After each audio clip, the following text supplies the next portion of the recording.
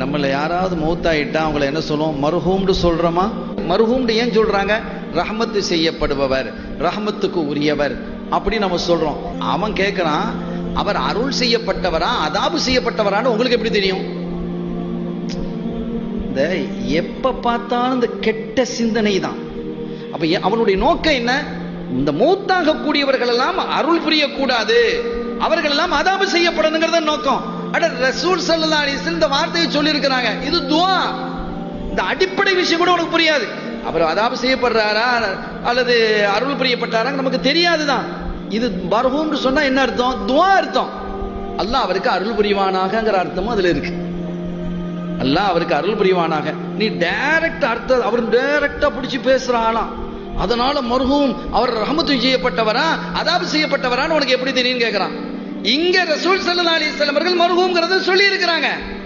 அதை வச்சுதான் நம்ம ஆபாக்கள் என்ன செஞ்சாங்க? மரணித்தவர்களுக்கெல்லாம் மர்ஹூம்னு படிச்சு தந்தாங்க. என்ன அற்புதம்!